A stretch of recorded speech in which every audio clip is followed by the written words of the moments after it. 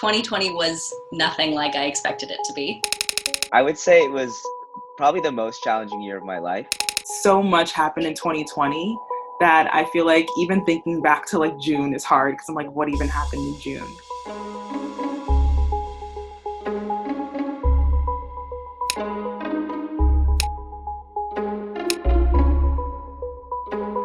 I just remember coming into spring semester thinking it was just going to be another spring semester. I listen to these news podcasts every day, and I remember when it was just the last story at the end, it was like, oh, and also there's this virus in China. Anyway, that's the news.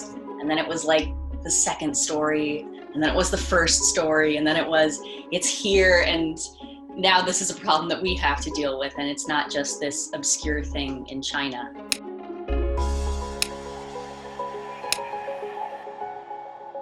The chaos that was online learning for the first time. That was definitely something that we all had to quickly adjust to, and had such a whirlwind of emotions. It was like a weird feeling because for some classes you're like, okay, I'm okay, I can cruise and just kind of like not take it too seriously to finish out, the spring semester. And then there are other courses where I'm like, I can't believe I still have to write this 30-page paper and I can't even go to a library to, do research for it. I've definitely had days or assignments where I'll reach out and I'll be like, hey, I know this is due today, but to be completely honest, I'm having a bad mental health week and I just have not started on it. Is it okay if I get a couple day extension?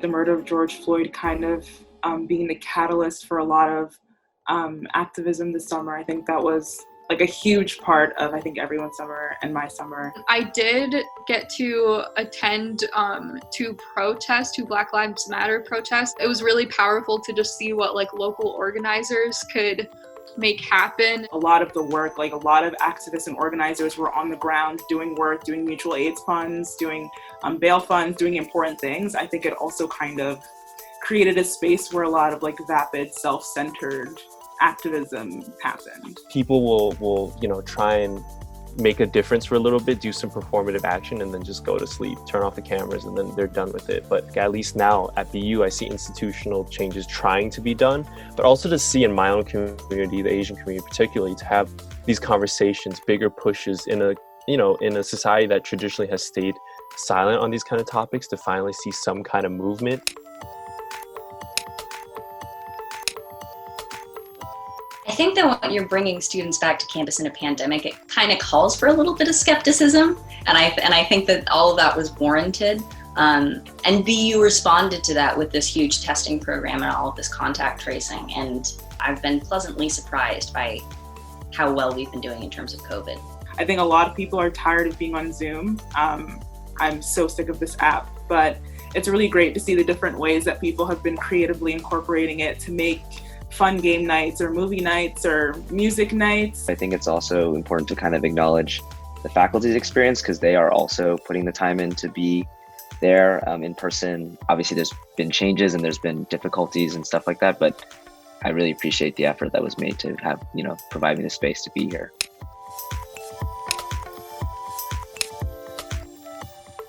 That just election week and leading up to that, really like anxiety inducing times. And while I knew like Biden was far from any sort of magic fix and there's so much work to be done with Biden as president as well, it was definitely a weight off my shoulders. I think people are excited to like move away from the Trump administration, hopefully like peacefully and as it should be done. But I do think people are also very much ready to try and get some like real progress going in this country.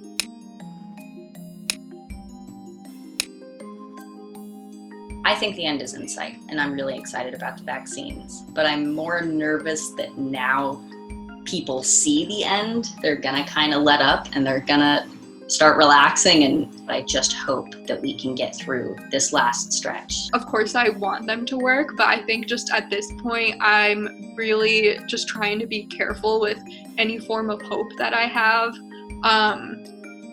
because I guess I just want to be emotionally prepared in case, it doesn't quite work out the way we're all hoping for it to. Looking forward, I think 2020, we're about to wrap it up.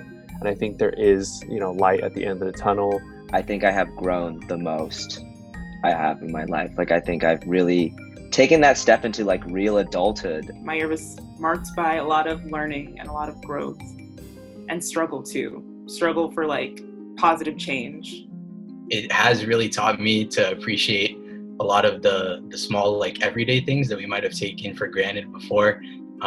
Like even just walking down like Comm Ave and like smiling at someone, like stuff like that. I miss that so much now. And so it's little things like that I feel like I won't take for granted next year.